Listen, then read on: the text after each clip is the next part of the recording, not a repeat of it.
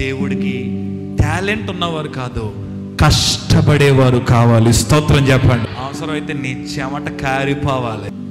కష్టపడేవారి జీవితంలో దేవుడు గొప్ప కార్యాలు చేస్తాడు. నా స్లోగన్ ఒకటి ఉంది, నేను రాసుకుంది చెప్తాను. కడుపు నిండా తినద్దు, కంటి నిండా నిద్రపోవద్దు. కంటి నిండా నిద్రపోయిన దేవుడు వాడుకోడు. ఎక్కువసేపు మంచాల మీద పడుకున్నవారు దేవుడికి ఉపయోగపడరండి.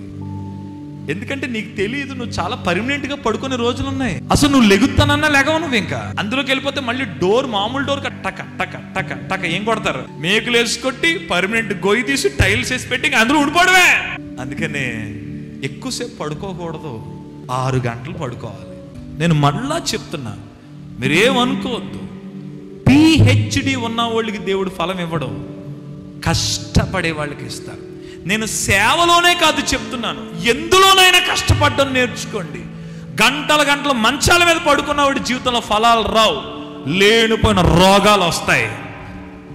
ఏమి చేయకుండా ఈ శరీరాన్ని సుఖపెడితే కాదు, కష్టపడడం నేర్చుకో.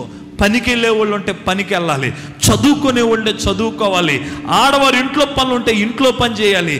దేనికైనా కష్టపడడం నేర్చుకోవాలి. శరీరాన్ని సుఖపెట్టేవాడు అస్సలు దేవుని కార్యాలు చూడలేడు. యెహోషువ ఎవరో తెలుసా? కష్టపడేవాడు, హార్డ్ వర్కర్. కష్టపడుతున్నామా మనం? ఎన్నోసార్లు ఈ శరీరాన్ని మనం సుఖపెట్టుకోవడానికి ప్రయత్నం చేస్తున్నాం. మరలా నేను చెప్తున్నాను, కష్టపడేవారిని దేవుడు వాడుకుంటాడు.